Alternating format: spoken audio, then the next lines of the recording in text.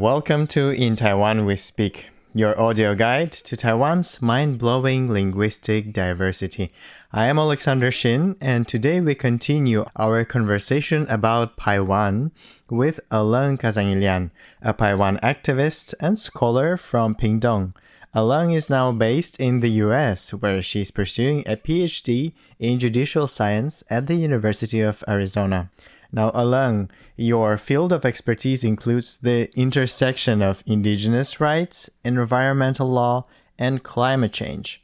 Why, in your opinion, is it important to view climate change through indigenous experiences and vice versa, to consider indigenous rights in the context of environmentalism?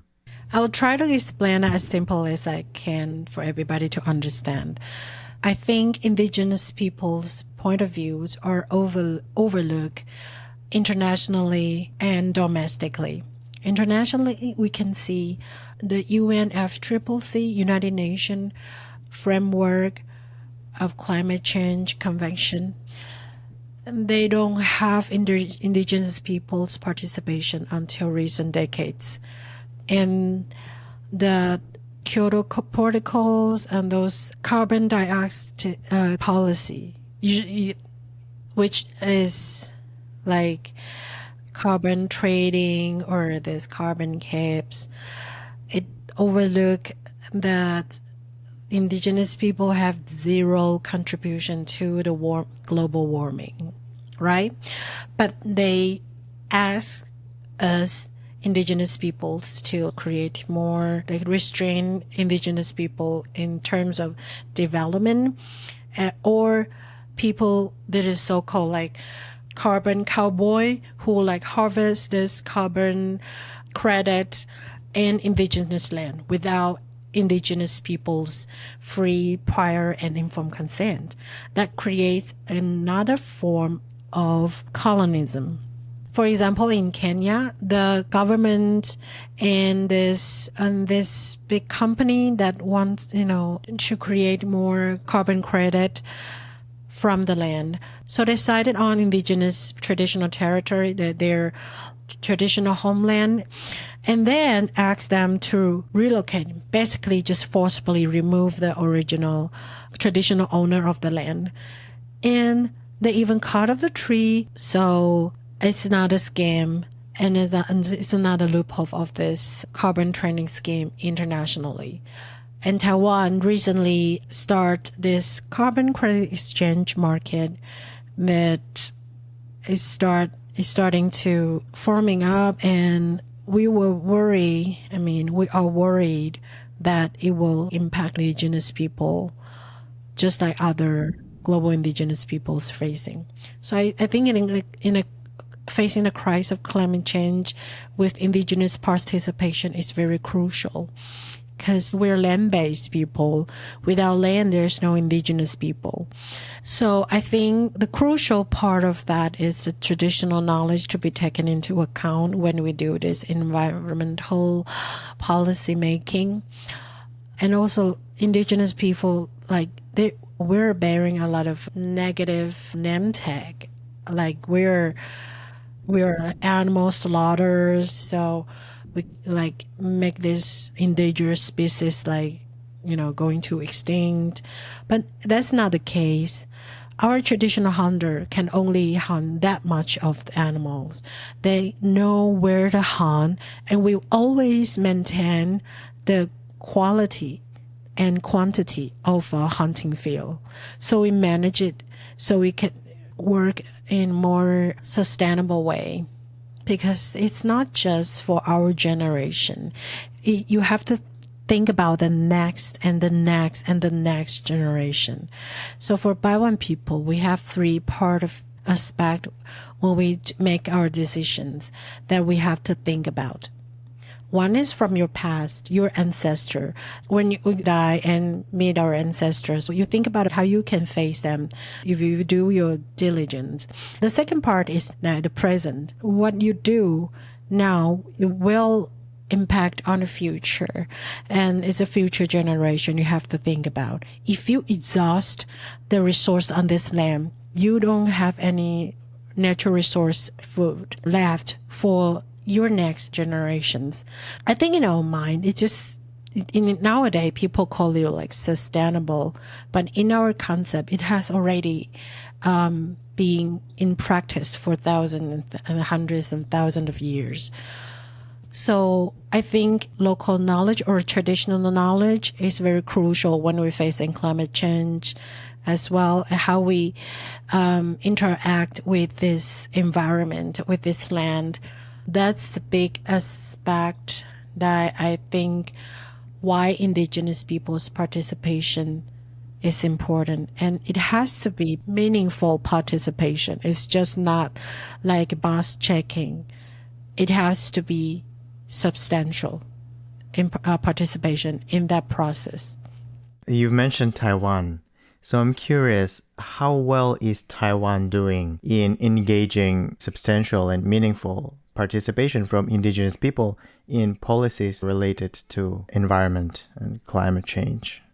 I think it's really good that you asked that question, because a few years ago, there's a huge solar power plant that was designated in Pinuyumayan people's community. The community is called Katatipul.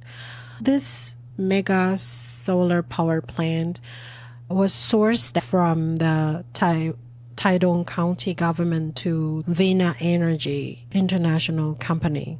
And then they tried to build the biggest power solar plant, I think in East Asia. Yeah. And in that case, it's a failed attempt to for the government to exercise the consultation process.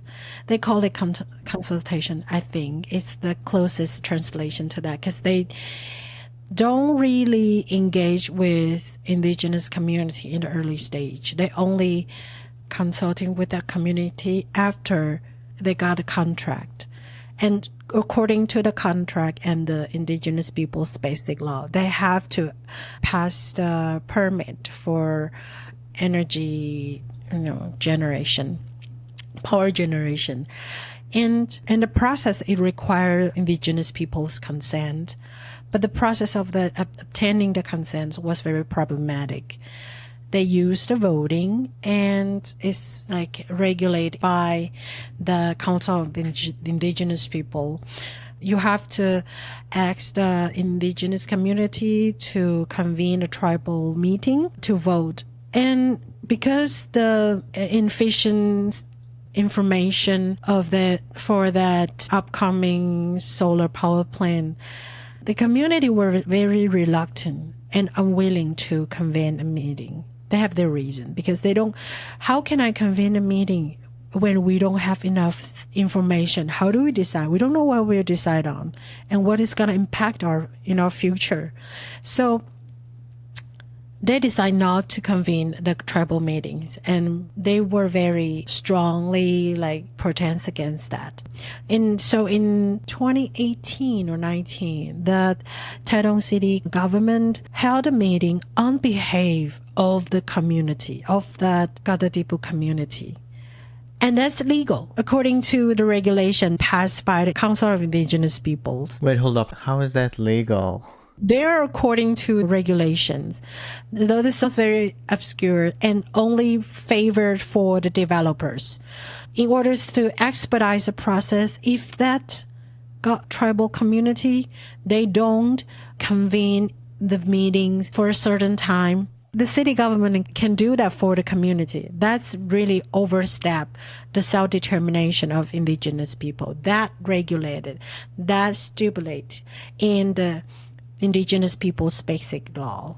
So they brought it to the courts, and after 4 years, they win. And because this is just absurd, even in the voting process, they have people to vote on behalf of another people. That people was in prison. He was in jail. How can he vote that night? Another thing is that there are a lot of non-tribal, non-community members of Kadatipu. I think either they moved to there or they registered the household in that area. So they only see the household registration as vote counting, and one household can only cast one vote. That's also limiting the self-determination right of the local community. So the court ruled in favor of the community. But we're facing how to get this process more aligned with the principle that is regulated in Indigenous people's basic law, which the Taiwanese government they were so proud of this law because they think it's very in aligned and with UN Declaration on Indigenous Peoples. But they didn't do their job. They never really do the indigenous community-based decision. They think indigenous people are incompetent to make this decision, but they don't facilitate or they don't give the resource to people that need it. I want to stress that the free prior informed consent is not just box ticking. Free, it means no coercion or from anything that could be threatened to indigenous people, right? And prior, it means usually before even the project was formed or began, you have to collaborate with indigenous people because indigenous peoples might not agree, but we can give you better advice that this area might not work. I think that area is better because we know this environment. And free prior, that is the benefit and a strong point of this FPIC. Free prior info is total information disclosed. In the case of Gadadibu, they don't know what they're voting for. And they have little to no knowledge. They keep saying this is going to be good for the local community. They're going to bring a lot of job opportunities. And they even here's another sidebar, that they have this organization that try to be friendly with the community. And maybe they were very genuine by providing those financial aid or maybe some scholarship or source. Does it affect indigenous people in this project or maybe this voting mechanism, toward the community apart? The very divided opinions in those cases, I think was the first and foremost important case that the court was willing to rule in favor of indigenous people, according to and citing Indigenous Peoples Basic Law, the 21st article, which is you have to obtain the indigenous people's consent in the development process. A lot of people think at the beginning of the project they need consent from indigenous people. But according to the UN, indigenous people can withdraw their consent anytime if they want to, if there is a major change jeopardize our future developments. So I can use my right to veto to withdraw my consent to this project because you didn't do what you promised. And because something changed, circumstances change. If it is a 12 years development project, right? So the consent is not just the first period. Sorry, I'm a little bit like tech talk over here, but it's something people usually misunderstand. Do you think this victory for the indigenous community in court will serve as an example to other developers and local governments? I do hope that will teach them a lesson. Why you have to put all your money before you even get a consent from the traditional owner? If they reject, it's going to be a total waste. The investment will be wasted. In this case, I think the company finally have to terminate the contract with the Taitung County government. I think it's on 2021, sometime around there. I think it would be our job to work, no matter if you're an advocate for indigenous people or you could be a consultant for this companies, right? To let them know how to get the proper participation and agreement with indigenous people on the land. I think also Council of the Indigenous People, we are still waiting for their revise on this very problematic regulation that it's totally based on the colonial concept with little regard with these indigenous peoples and their own decision-making process. I would like to bring the conversation back to Hawaii. In one of your interviews, you mentioned how the concept of stewardship helps shape Hawaiians' relationship with the land. Could you tell us more about this concept? Yes, of course. This is the biggest differences between indigenous people and non-indigenous people, especially Western influence knowledge. That land and environment they're a part of our culture, a part of our society. We merely the caretaker of the land for the short period of time in our life in this universe. This is our worldview because we have to think about the next generation. So we don't own the land as private, individual property. What we have is collective stewardship, maybe collective ownership. That's the closest translation I think I could reach. We don't see this as individual property. But now it's changed because there's individualism and globalization that came into our indigenous community that affect our view during this long time of being colonized. And so I think we kind of lose this, not losing it, but we're trying to resist this concept of capitalism. And with this stewardship, you will always taking care of the land as part of you because you're taking care of them. They will take care of you as well. So there's a creation of this sustainable environment. In Hawaii, their state constitution has this provision, customary and traditional rights of Kanaka Maoli. Wherever they practice traditional and customary activities, that should be safeguarded. That land and resource and the people who doing this practice should be safeguarded by the state constitution.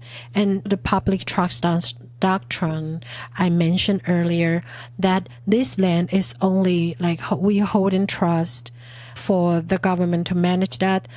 For the trustee, you have to do your own diligence to protect the land and make sure that it's for the benefit of the Kanaka Maoli, of the native Hawaiians. You have the right. You don't have the power. You have the kuleana. You have the responsibility to safeguard and to ensure of, culture and this traditional practice to be carried on in the future. So yeah, in Hawaii, regarding to the framework in regard to traditional owner, and it also come into play when they have this water resource distribution, water shortage in Maui Island. We know in Maui Island had this huge wildfire. But instead of natural disaster, it kind of brought up the root of the problem, the mismanagement of water by the sugar plantation that migrate from other places. And, before Hawaiian Kingdom has this huge sugar plantation and they export to America. And so this sugar plantation, later on, that became, before it was mismanagement by the sugar plantation, and nowadays is mismanagement by the huge multi-nations hotel and those resorts. And so the local people sometimes don't have enough water resource they should have. Wildfire comes, it kind of exposes this shortcoming of that systematic structural issues. And this public trust doctrine is something they can leverage as their weapon to fight for their natural resource and for the state constitution of Hawaii. They specifically list the right to healthy and robust environment for the people in Hawaii. So that's the state constitutional right as environmental right. Does Taiwan have any legislation that relates to environmental rights? In Taiwan, we do have this environmental basic right. Then we have this, I think, other regulation on the carbon dioxide or global warming gas emission regulation. Yeah. And they also, now I understand that they listing out that they're doing some survey, like how much carbon emission can company release. But regarding to other parts, that we do have this, because environmental law is a very diverse discipline. It not just that we have like Air Pollution Act and the water, and also the wild animal protection. But I think the biggest issue now is the bureaucracy, like overlapping their jurisdiction. I think that this Council of the Indigenous People plays a very tricky and difficult part in this lawmaking process. I don't think they even have a say in that process, or maybe just like very little amount of like decision making rights. From the community based level, we do have some progress regarding to hunting rights. Maybe. Like we have this co-management with Hunters Association with indigenous communities, like for Paiwan people. I think the Lugu people joined as well. And then the first is Zhou people. So we have this co-management mechanism, and this is administration contract with academic and the government, 3-part. So the government sourced out this contract to the academic social institution like college and university, and with collaboration with local communities. They rely on the traditional hunters report how many animals they hunt, and to do the calculation like, how many animals that left in this area, and they map out that certain area is very vulnerable area that should be like least activity involved in that area. And then next level is buffer area, and then outside is like free hunting, not free hunting, but it's more relaxed regulation in that area. So they integrated indigenous hunters into this system monitoring, basically. That's right. So I think this is a big progress, but some may not agree with that. Some community, they're still observing and they're still on the fence. So I think it's really important to build trust among communities. That's the hardest part. We should not be choosing the easy way. We should choose the right way to do that. That's a great message to wrap up this episode. Thank you. I hope that makes sense to you all. I love you. I'm sure it does. It's a lot of new information. Dear listeners, we will be waiting for you next week with more. In the last part of our conversation with Eleng, we will talk about Paiwan language and what makes it so unique and beautiful. Thank you so much, Eleng, for sharing, and everyone else, thank you for tuning in. My name is Oleg, and see you next week.